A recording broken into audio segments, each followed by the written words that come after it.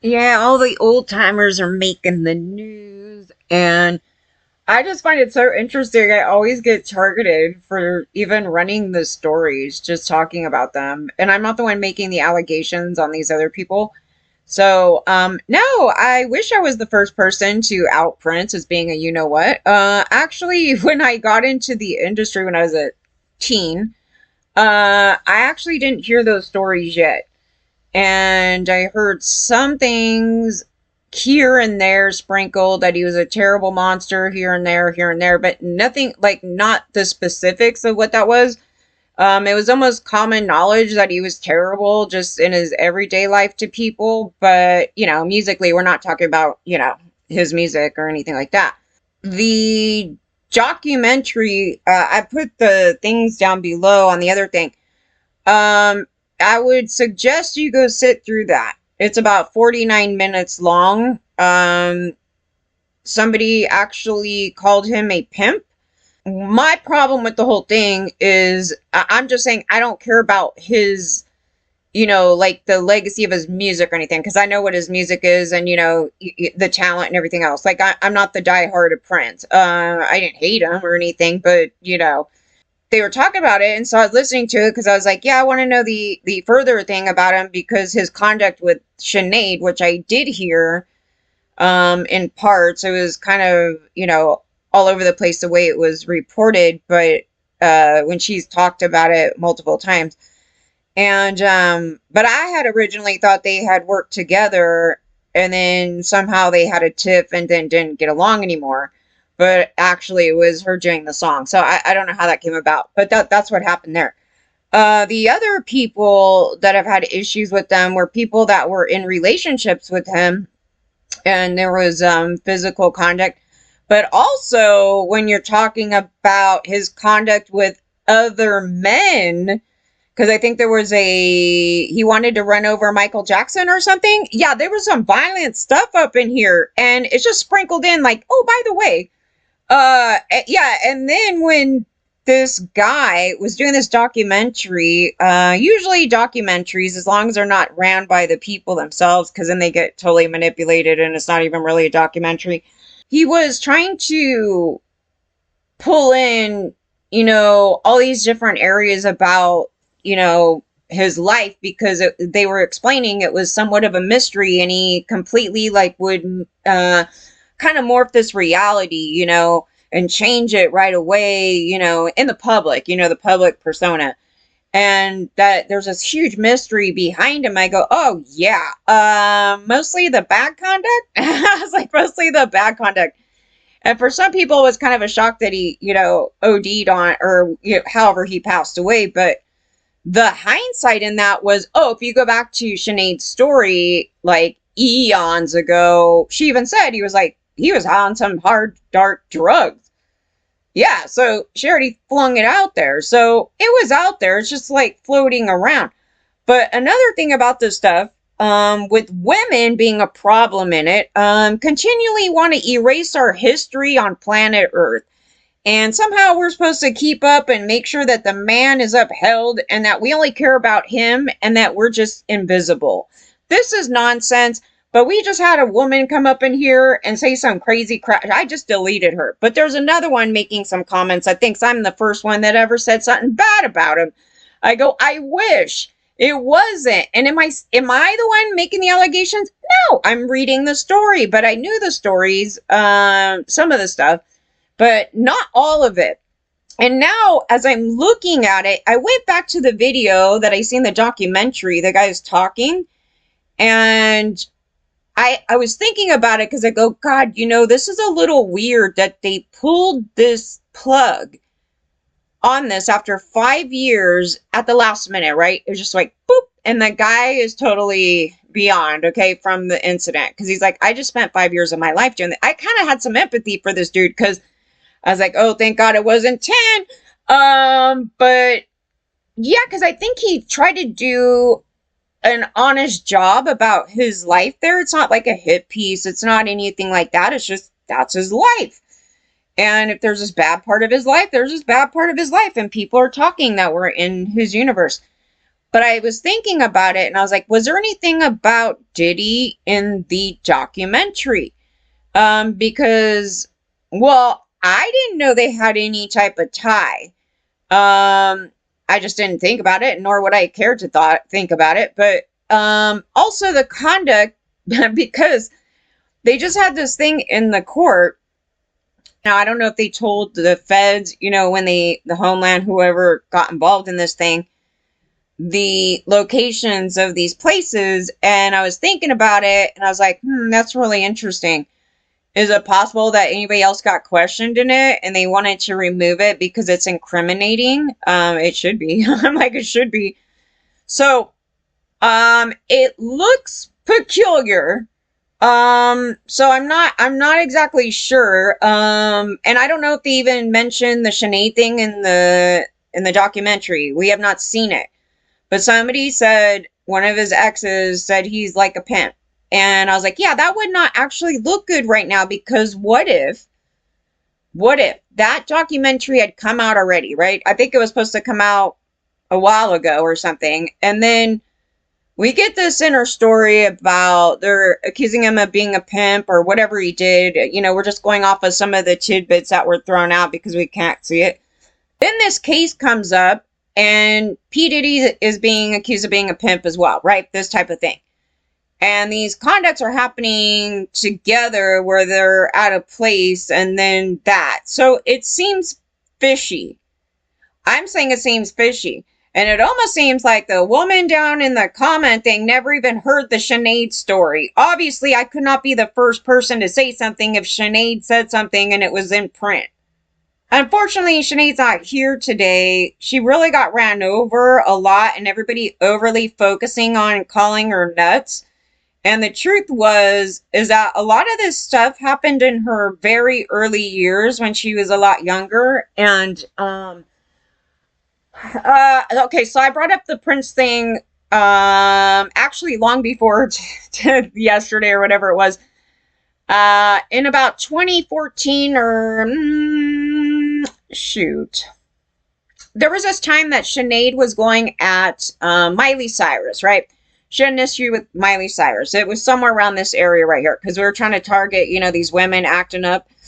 And I started getting fed the stories about R. Kelly. And I specifically remember this area because they're like, R. Kelly. And I'm like, what about him? I go, I don't listen to him. I know his song. Oh, no, he's a predator. Blah, blah, blah. Good. This, that, the other. And I go look into it. And I go, oh, holy crap.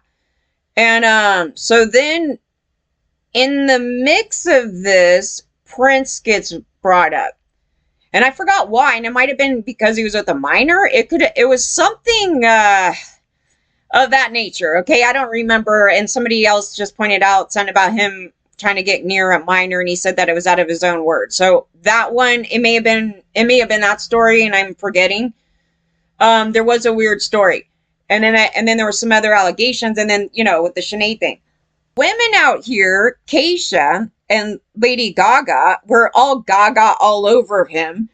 And it was like they were pushing it all aside, right? So they pushed R. Kelly aside, but R. Kelly wasn't the only one they pushed aside. Now they, got confronted on this stuff and whatever, but that wasn't the only man. There's a bunch of men. There's Skeletor, there's we could go on a long list of all the conduct of these people that they totally pushed under. He's the greatest artist in the world, and people just make up stuff. Okay, so they start doing this crap. And so it makes it what they do is they run over other women's history. And that only these men should be upheld and that we should only care about their careers. Now, that's straight up male supremacy that came indoctrinated through religions, blah, blah, blah. I went through this whole thing of why that's going on. But they did that. So now she's coming out saying she was certified totally out of her mind at that time. I don't know. You know what I mean? But that's a conscious act, okay?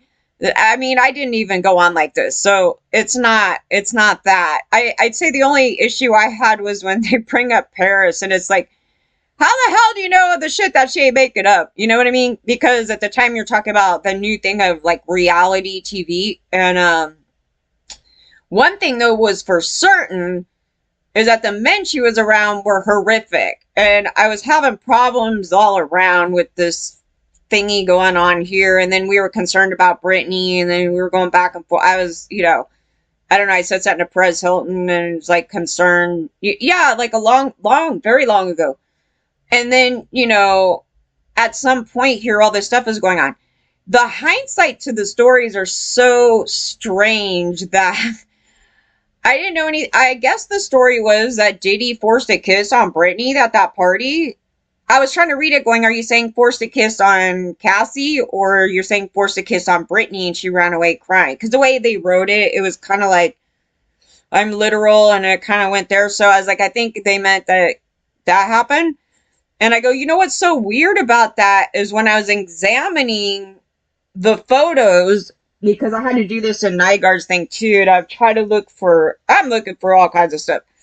But when I was looking at it, I was saying, I go, Brittany looks out of place there, like uncomfortable, like something, but you don't know what it is, right? You just see it in the picture. It's just this sort of look on her, I don't know, something weird. And I was like, I have no idea, but I don't think she's a part. I don't know. I don't think she's a part of that, but God only knows. You know what I mean? I was like, it doesn't look like she's like in tie, like buddy doing this. So I was kind of looking at it. I go, yeah, this is kind of right before all that crap. And then what was coming back to my memory about this stuff is Paris Hilton's. There's some audios that went boop. We won't get into that, but I have to mention a little bit of this. So, at the time they were saying, oh, you be saying all this racist stuff and blah, blah, blah, blah, blah. Well, I didn't know she was hanging out with these homies over here. So it explains it on a level because they run around saying the N-word. But, when that whole thing happened in 92 with their little drug ring over there, oh my God, these guys were flinging out the N-word like no other. And obviously, I was saying, and all them, none of them even said a damn thing about it. And it was like uncomfortable. Like the word is uncomfortable, but it was being used so much by everybody out here that it was like, what the hell? So I don't know if that's what happened. It was kind of like the crowd here, because look at the crowd. Listen to them talk right now. They use all that language. And I was like, yeah, I mean, not to okay her conduct, but it's one of those things where like it's enabled by the environment. So I was trying to figure out, because originally when they were talking about stuff, they would pop up her with was that Greasy Bear dude? And a whole bunch of other dudes. But so this was kind of another thing going on that I don't know. I just didn't know anything about it.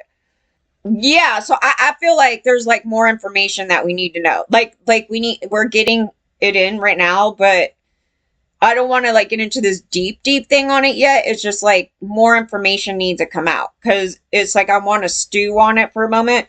But yeah, the Prince thing though, oh no.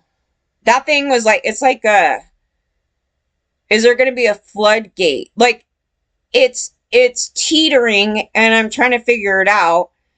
And, you have the same people like the MJ, hard fans that are just pissed off because they don't want to hear a damn bad word about so-and-so. But this is the truth of the matter, is that go listen to the documentary guy and what he says about his life. And the people that stopped him, the whole thing about it. Because it'll give you, some deeper perspective of like, there's a lot of people controlling the narrative. And what we don't know in the background on a lot of these stories is that even on Justin Bieber, okay, so Justin Bieber popped up today. They're trying to say like he's not not a victim. Like this is such garbage. It's not even funny. And in fact, I was saying that he actually was spewing out the bullshit of loyalty, which, I'm loyal to the people that got me where I'm at. Yeah, Jesus. Okay, so we have this garbage going on. The last time that happened, it's usually somebody that's a guilty party in conduct. And if you go back to Justin's earlier teen years, holy crap. And then he got arrested, if you guys don't remember. I had to be reminded, because the guy he got arrested with is born in my hometown where I was born in Sacramento. And yeah, so both of them were being a bunch of punks, and then we're fighting the cops, and then he's on drugs and being, total, what. Okay, so but you have to go back. You have to go back to the time period where they're around these people and how they were acting at the time.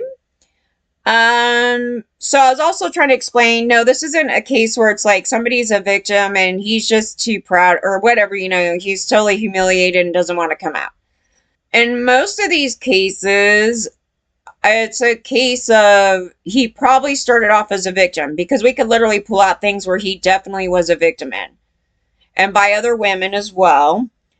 But at some point, they become perpetrators. And if you become a perpetrator in the middle of that, you would be very nervous. Yes, you would be very nervous, and you wouldn't want to say much of anything. You're going to have to take the side of, I'm not a victim. And that's what's happening in all these cases, because I even pulled it out with the other one, the Nickelodeon guy, Drake Bell. Same thing, right? It's not, oh, they're just a victim and that's the end of it. In many of these stories, if they were abused at a very young age, I would say that there probably was something else going on, maybe in the dynamic with Justin and his mom. I don't know what was going on there. Something weird, because it would be a little highly unusual that, how old was he when he got found? 15, I don't know. Whatever age it was, he just pops in over here and all of a sudden he's a monster. I mean, there's something going on even before that, and he has problems with authority and other people, and then he's chronically overly obsessive and addicted to religion in a very unhealthy way. And there's religious abuse in that too, which we pointed out with those other people, and they all got busted, right? And there's quite a lot of layers of problems with that guy that, we only can give opinions on what we know in the public. But you have to look at it this way. The things of what we don't know that's not in the public, such as any settlements, and we don't know if he has victims. So, you look at that, and I was like, yeah, that would be a legitimate reason to be nervous. That would make me nervous. Why is it that the women who are the most scared in the story are strong enough to go up against this guy in court? And you're going to say that guy is so scared he's not? Come on. He totally told off cops and stuff when he's younger. I mean, this isn't that. And then he was guilting. So guilting, I was trying to point this out with another perpetrator. Guilting is like, we've all done it, I'm sure. Like, you did something bad and you start going, God, I feel really bad about that because I know I did some bullshit.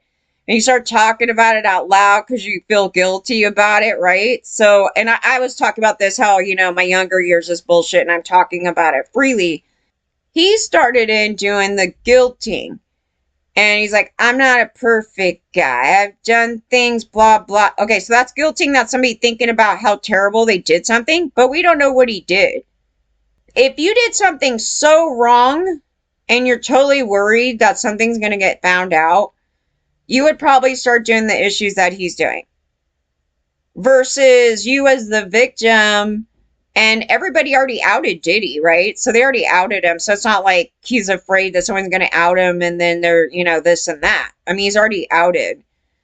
And what would you be nervous about? I mean, I know there's people saying that, they're going to send his little gangbangers after him and stuff. But what my read on it, it's more like, I participated in something. I'm concerned about that. I'm not going to get further into this. And also, the gangbanger mentality, though, is with him because he's stressing the loyalty thing. So that is definitely part of that garbage right there. So I was like, just because somebody helped you in your career, and let's say they did something horrible to you, there's no reason to be loyal to anybody that harmed you, and that's not a reason to not come forward. Okay, that's just it generally.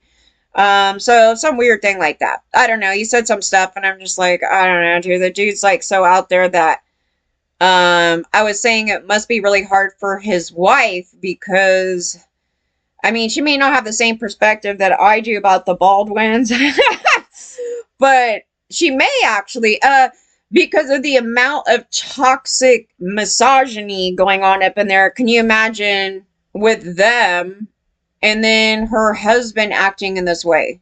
You know, it's just, it's a lot. It's a lot, mostly for a woman, and it's not our job to have to take care of these men like that, and nor to put up with them treating us this bad, okay? I don't know. They're off, you know, I don't know what their damn relationship is in private, but, you know, it looks kind of fishy. Him doing the bong pictures in public, and it's like, you have a kid, right?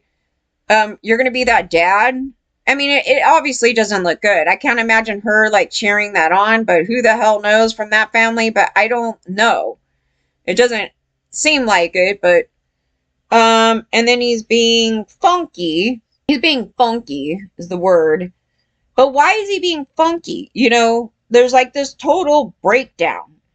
And it's probably, as some people are saying, you know, the initial thing, you know, with being with this guy. I would have never dropped this guy off with a gangbanger, but, you know, this dude at all. Any guy like that.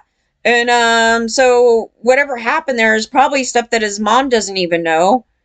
And maybe his wife doesn't even know. And those are the inner hells that these men always have. It literally is that way. Like their wife totally knows nothing. Nobody else seems to know nothing. But then there's a bunch of other people that do know something. And in which case you would have some issues to be worried about. That's my take on that. I can't tell you what he did or what he didn't do. The environment would lead you to partake in that conduct versus I'm a Jesus man and I ain't doing anything like that. Because it wasn't like that at all. All these men went and took off with them while he's all young and stuff, and it was totally wrong. Not just, the Diddy wasn't even in the picture when we were talking about that. So it was Nygaard's little pal over there, and they went and rented that damn house, and just drugs and partying, and him lying that he ate some bad, or drank some bad milk and spaghetti. I don't remember, some stupid story. Like, we're all stupid, right? The little teens trying to, like, pull off, you know, hey, it was just some bad food, guys. And, like, he's totally drugging it out. And so he's kind of still in that mindset of a kid. You know, so he didn't, you know, he wasn't really raised normally at a point. So he's used to getting away with stuff. So he's very childish in some areas. The religious part is just beyond. Like, I can't even deal with it because it's like this layer of, you're trying to get sanity in here, and then he starts going in on some other stuff. I just think there's some deeper stuff in that. Because it's like, why are you running to Jesus? What'd you do, Justin? Do you have a list of victims out here? But him pointing out Selena, that whole thing, she was older, she knew he was a kid, and then somehow some crap happened. And in that case, definitely, it's in the reversal role there. So, no, I was looking at that. I go, no, well, then he would have a legitimate reason to have an issue with a woman, at least. And perhaps maybe he had issues of not bonding with his mom properly. Maybe because, he didn't feel protected. I have no idea. I was just trying to reach out to that little section right there because she seemed so out of it, like, how should I know about this? But it's like, why would you ever leave your son, though, with this strange man? But I was explaining that it was a common thing that they were doing, which it should have never been common at all. And then you find out all these boys got harmed or they were encouraged to harm others, kind of some stuff like that. Now, Smokey here, I was like, it's another story where I wasn't surprised because all the men in the industry here had been preying on all the women throughout, you know, the decades and decades of the music industry. And they just covered up and you're not supposed to care. And this is just how we are, right? So he allegedly hired some Hispanic women to work with them. And allegedly he harmed them all. And I got so stuck. I know it's so bad of me, but I got so stuck on the terrible songs that he put out after the fact. Because I was like, isn't it funny how like a hit songwriter comes out later with some total garbage? Like, how does that happen? I think, I was like trying to come up with something with that. I was like, great artists, they have about 10% of like really brilliant work and about 90% of shit. And he started putting out the 90%, maybe. But it also sounds like another addition to him. It almost sounds like he never kept up with the music industry. Like he just stayed in the era where you're supposed to repeat the same words for about 20 million times over because you think it sounds great. But I can't even give that much, to that, because at least the songs like My Girl and things like that, were a little bit more deep than, the Love Bath and Gasm. Okay, so those two songs, like if you try to put them back in that era, like no. So I got stuck on that because some people were bringing that up, and I was like, I didn't even know he released that kind of garbage. What is that? And I was like, yeah, that doesn't actually look good right now. It didn't age well. They're investigating him, and he's 85. He's 85. Yeah, so he required them to have various types of sex with them over the years at his house in Chatsworth, Bell Canyon, and in Las Vegas. Where the hell is he out here? Like, I don't want to run into.